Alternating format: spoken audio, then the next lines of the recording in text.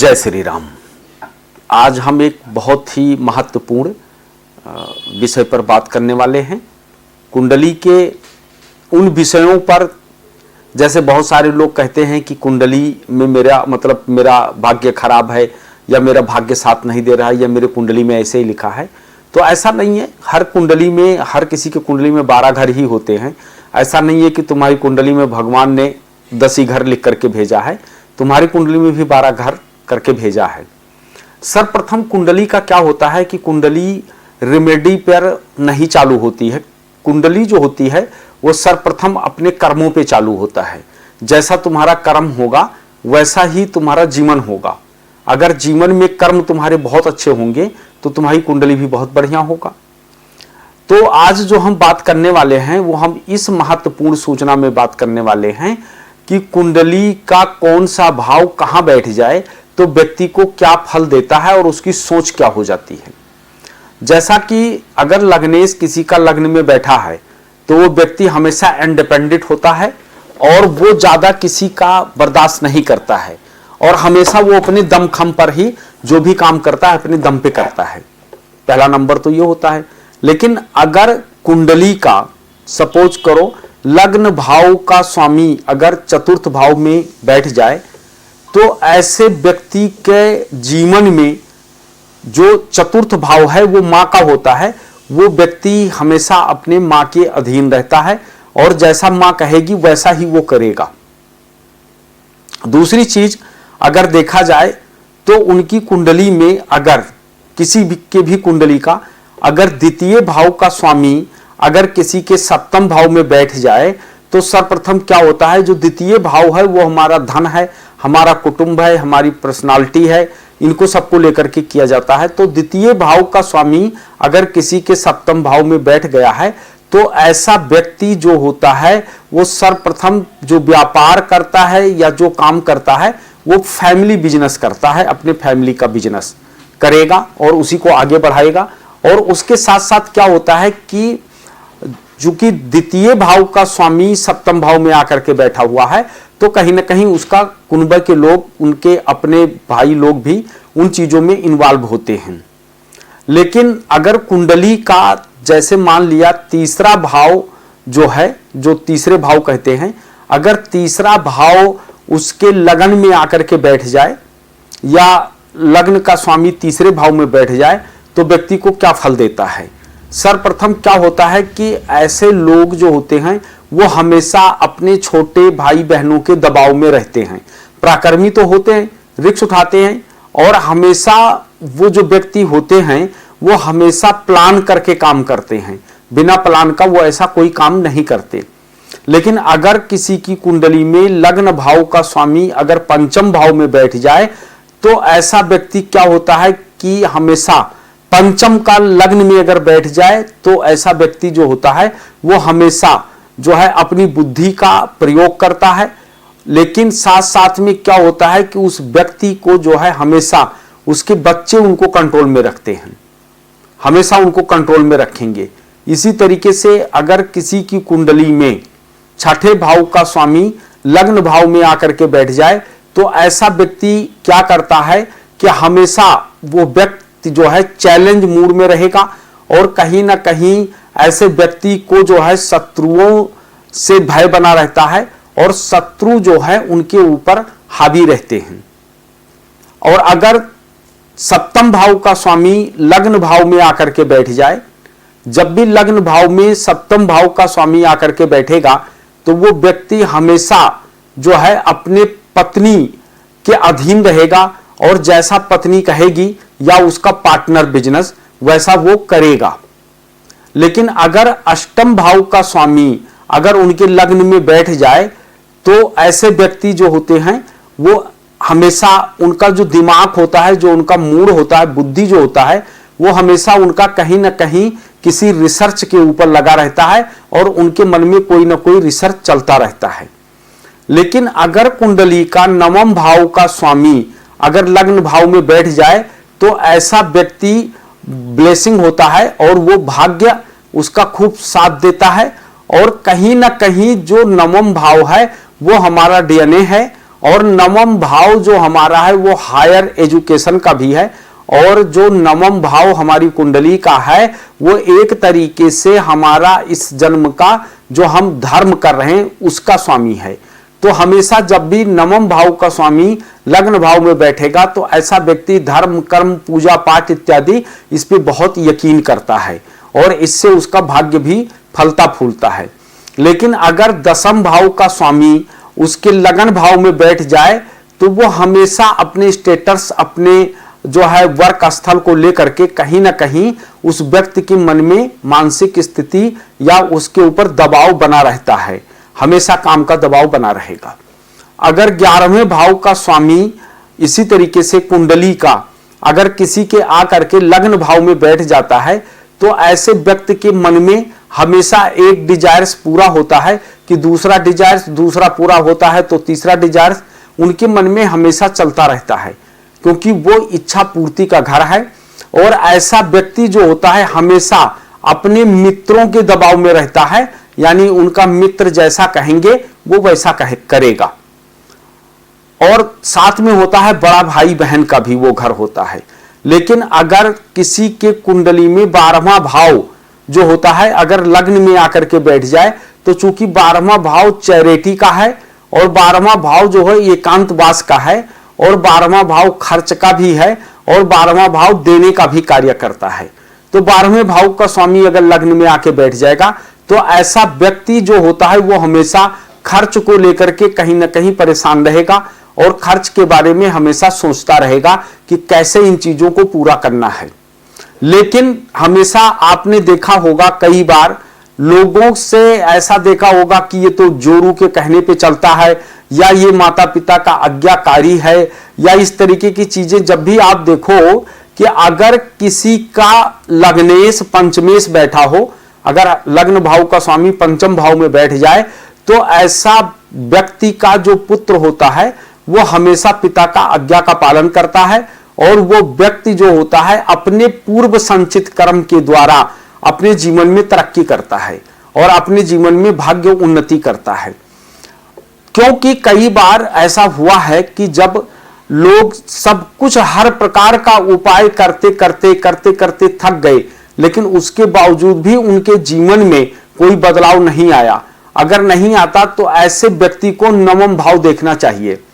नवम भाव क्योंकि वो मेरा भाग्य भाव है और उसके बाद हमारा डीएनए भी है और हमारे पूर्वज हैं, तो हमें इसलिए वहां पर देखना चाहिए। इसलिए हमको पता करना चाहिए कि जो हम धर्म कर्म करते हैं, कई बार हम खूब पूजा पाठ करते हैं, दान करते हैं, लेकिन उसके बावजूद भी हमें वो फल नहीं मिलता जिस फल की प्राप्ति के लिए हमने सब कुछ किया है, तो हमारा मन दुखी हो जाता, हम उदास हो जाते हैं। लेकिन नहीं, उदास होने की जरूरत नहीं है, क्योंकि नवम भाव जो है वो बहुत अच्छा भाव है और आपके दान पुण्य करने से और आपको दूसरों की मदद करने से आपकी संतान जो तरक्की कर रही है, जो बहुत ऊंचाई पे जा रही है, वो सिर्फ हमारे पूर्वजों का दिया हुआ आशीर्वाद है और उनके आशीर्वाद से वो लोग आगे बढ़ रहे हैं जीवन में। इसी तरीके से हमेशा जब भी हमको दिक्कत आ रही है, परेशानियां आ रही हैं, लाख उपाय करने के बावजूद भी हमारा कर्म, हमारा भाग्य साथ नहीं दे रहा है, तो हमें नवम भाव देखना चाहिए कि नवम भाव में कहीं ऐसा तो नहीं है कि हमारे पूर्वज हमसे असंतुष्ट हैं और हम जो चाह रहे हैं उसको पूरा वो नहीं कर रहे हैं। तो हमको कहीं ना कहीं अपने पूर्वजों की सेवा करना चाहिए, उनको धूप दीप अगरबत्ती देना चाहिए। उसके साथ साथ में अमावस्या के दिन अपने पितरों के नाम कुछ न कुछ दान करते रहना चाहिए। दूसरी चीज, अगर हम कई बार देखते हैं कि आपने देखा होगा ऐसे बहुत सारे लोग होते हैं जिनके घर के अंदर कोई ना कोई ऐसा करता है, चलता फिरता बढ़िया उनका घर चल रहा है, सब कुछ ठीक चल रहा है, लेकिन एक मित्र का आगमन उनके घर को बर्बाद कर देता है।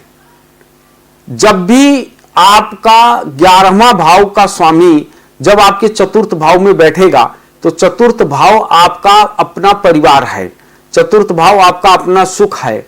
जब वहां पर क्या होगा कि मित्र कहीं ना कहीं आपका दखल पैदा करेगा, उसका चीजें रहेगा कि जो उससे पूछ करके या वो जैसा बताएगा वैसा तुम करोगे, तो कहीं ना कहीं ये चीजें बहुत बड़ी दिक्कत पैदा करता है। कई बार तो ऐसा भी हो जाता है कि उनके विचारों के डिजायर्स पूरा होते होते और नहीं हो पाता है। इसी तरीके से आप जब भी देखोगे तो ये कुंडली के जितने भाव हैं, हर कुंडली एक समान होता है। कुंडली में ऐसा नहीं है कि कोई घर छोटा है कोई घर बड़ा है, या किसी के कुंडली में कुछ ज्यादा लिखा गया या किसी के कम, ऐसा नहीं है। हर कुंडली बराबर होती है। कुंडली का साकार होने का, यानी जब भी कुंडली साकार होने का सबसे बड़ा जो कर्म माध्यम है वो आपका कर्म है। अगर आपका कर्म सही रहेगा तो आपके ग्रह, आपके स्टार्स बहुत अच्छा फल देंगे। अगर आपका कर्म सही नहीं है तो कहीं ना कहीं आपके स्टार भी आपको पीड़ा देना शुरू कर देंगे। ये जितने भी आप देख रहे हो 1 नंबर से लेकर के और 12 नंबर तक जो हमारे घर हैं, यह हमारे जीवन में किसी न किसी जरूरत की चीजों को बनाया गया है, किसी न किसी जरूरत की चीजों को पूरा करने के लिए बनाया गया है। कई बार आप ऐसे देखते होंगे कि सप्तम भाव का स्वामी जब सप्तम भाव में बैठा रहता है और व्यक्ति किसी भी प्रकार का कोई व्यापार करता है, तो हमेशा वो व्यक्ति जो होता है वो उसके अधीन रहता है। उसका पासबुक, चेकबुक, उसका सारा कुछ उसके पार्टनर के पास होता है, उसके पास कुछ नहीं होता है। वो सिर्फ काम करता है बस। क्योंकि जो घर जहां बैठेगा वो उस घर को अपने कब्जे में ले लेता है और अपने कब्जे में ले करके और उसी के जैसा फल देता है। जैसा कि लग्न जो है, लग्न के अंदर जिस घर, जो भी घर का स्वामी आके बैठ जाएगा उस घर से संबंधित तुमको प्रॉब्लम जरूर देगा, चाहे कितना भी प्रयास कर लो। इसलिए जो लोग कहते हैं कि हमने ये रेमेडी करी, हमने वो रेमेडी करी, हमने ये स्टोन धारण किया, हमने वो स्टोन धारण किया और उसके बावजूद हमको कोई फायदा नहीं हुआ, तो वो फायदा क्यों नहीं होता है? क्योंकि सर्वप्रथम क्या होता है, रत्न पहन लेने से रत्न तुम्हारा कर्म नहीं करेगा। कर्म करना तुमको स्वयं पड़ेगा, स्वयं तुम कर्म करोगे तब जाकर के होगा। इसी तरीके से कोई लेडीज हो या मान लिया कोई पुरुष है और अगर उसका सप्तम भाव या आदेश जिस भाव को देता अगर वहां बैठा होगा तो कहीं ना कहीं वो व्यक्ति बिना परामर्श के परामर्श भी देता रहेगा। ऐसी भी चीजें होती हैं। इसलिए कई बार आप देखो कि जैसे मान लिया कि पंचम भाव जब भी लग्न में बैठ जाता है तो एजुकेशन को लेकर के भी व्यक्ति को बहुत दिक्कत आती है, क्योंकि वो बेचारा ले ही नहीं पाता एजुकेशन। और मतलब लाख प्रयास करने के बाद हाई स्कूल, इंटर तक ज्यादा वो चला गया तो चला गया। उनके पास कोई ऐसा मतलब वो नहीं होता है डिग्री कि जिससे वो मतलब कुछ कर सके, क्योंकि पंचम भाव हमारा एजुकेशन का है तो 11वां भाव जो है वो हमारा हायर एजुकेशन का है। जैसे कि अभी आप लोग देख ही रहे हो कि देश दुनिया का क्या हाल चल रहा है, बहुत ज्यादा पॉल्यूशन है, फैला हुआ है, लोगों को सांस लेने में बहुत दिक्कतें हो रही हैं, क्योंकि इस समय पर जो प्रेजेंट चल रहा है लेंस से संबंधित बहुत सारी समस्याएं आ रही हैं, बहुत सारी दिक्कतें आ रही हैं। इसलिए सर्वप्रथम लोगों को चाहिए कि इस समय पर जितना ज्यादा से ज्यादा अदरक का सेवन कर सकें उनको करना चाहिए। हल्दी का, इसमें क्या है, एंटीबायोटिक होती हैं। और अभी मार्च, अभी अगर देखा जाए तो जितने लोगों का लव मैरिज हो रहा है, ये जो दिसंबर का महीना चालू होने वाला है, दिसंबर महीने से लेकर के और मई 2025 तक ये जितने लव मैरिज होंगे ये सब दम तोड़ देंगे और लव मैरिज चलेगा नहीं, क्योंकि मंगल इस समय कर्क के घर में चला गया है। तो ऐसे ग्रहों की युक्तियां बन रही हैं कि लव मैरिज बिल्कुल भी नहीं चलेगा। इसलिए हमेशा अरेंज मैरिज के ऊपर विश्वास रखें।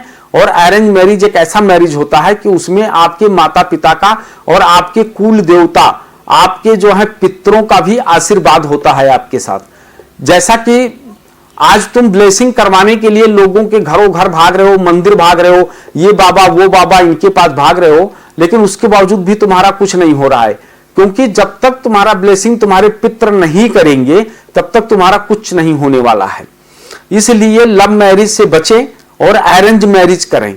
दूसरा चीज यह है कि इस समय पर आप लोग अगर किसी भी प्रकार का पूंजी का इन्वेस्टमेंट, अगर आप किसी भी विदेशी शेयर के ऊपर करना चाहते हो तो अभी सावधान हो जाओ। अभी पैसा इन्वेस्टमेंट विदेशी शेयर के ऊपर मत करना, क्योंकि 2025 में विदेशी मुद्रा टूटेगा और टूट करके कमजोर स्थिति में पहुंच जाएगा। इसलिए आप अगर भारत के हैं तो भारत की कंपनी में भी ही इन्वेस्टमेंट करें। उससे क्या होगा कि आपका दिन दूना रात चौगुना तरक्की होगा और बढ़ेगा।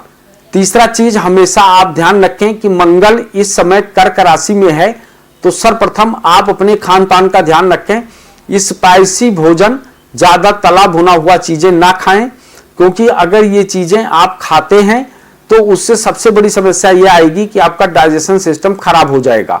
तो डाइजेशन सिस्टम जब खराब हो जाएगा तो आपको शारीरिक वीकनेस आ जाएगा और तरह तरह की दिक्कतों का सामना करना पड़ेगा। तो जैसे कि आपने देखा कि तुम्हारे लग्न में जो भी ग्रह आके बैठ जाएगा उस घर की पीड़ा लेकर बैठेगा, वो उस घर से आपको पीड़ा होगा। और आपका लग्नेश जिस घर में बैठ जाएगा, जिस भी घर में बैठ गया, तो आप ये समझ लीजिए कि उस चीज से आपको फायदा दिलवाएगा। उसी तरीके से धन भाव का स्वामी जिस जिस घर में बैठेगा उन घरों के कार्य तत्व से आपके पास पैसा आएगा। सर्वप्रथम आप ये देखिए कि किस कार्य तत्व से, कौन सा कार्य करने से आपके पास धन आएगा। अगर उससे संबंधित आप काम करोगे तो आपको इजी मनी प्राप्ति का बहुत अच्छा योग बन जाएगा। तो इन सब चीजों का ध्यान रखें, सोच समझकर पूंजी इन्वेस्टमेंट करें और लव मैरिज से सावधान रहें।